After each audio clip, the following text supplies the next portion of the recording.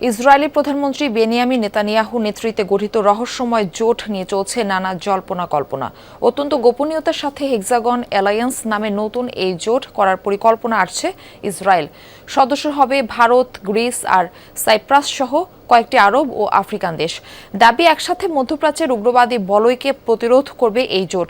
অবশ্য এই ইস্যুতে প্রশ্ন করা হলে তা এড়িয়ে যান নেতানিয়াহু। আধুনিকতায় পরিবেশ বান্ধব গ্রেট ওয়াল সেরামিক। হামলা, সংঘাত আর নানা ভূরাজনৈতিক জটিলতায় অস্থিতিশীল মধ্যপ্রাচ্য। এমন পরিস্থিতিতে ইসরায়েলি প্রধানমন্ত্রীর উদ্যোগে গঠন হতে যাওয়া নতুন জোট নিয়ে রহস্যের দানা বেঁধেছে। হেক্সাগন বা ষড়ভুজ আকৃতির আঞ্চলিক জোট গঠন নিয়ে চলছে নানা জল্পনা কল্পনা।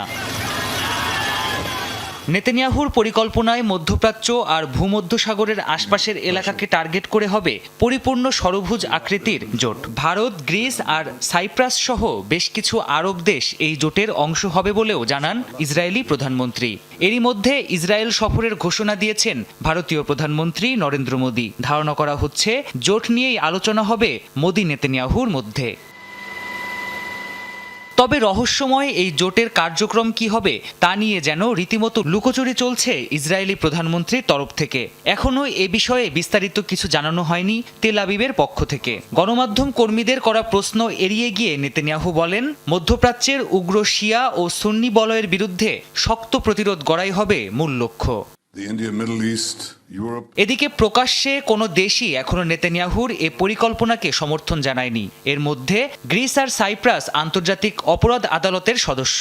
গাজায় যুদ্ধাপরাধের কারণে নেতানিয়াহুর বিরুদ্ধে গ্রেপ্তারি পরোয়ানা জারি করেছে সংস্থাটি। অপরদিকে ভারত ইসরায়েলের সম্পর্ক বেশ ভালো হলেও রাশিয়া, চীন ও ইরানের সাথেও কূটনৈতিক সম্পর্ক বজায় রেখেছে দেশটি।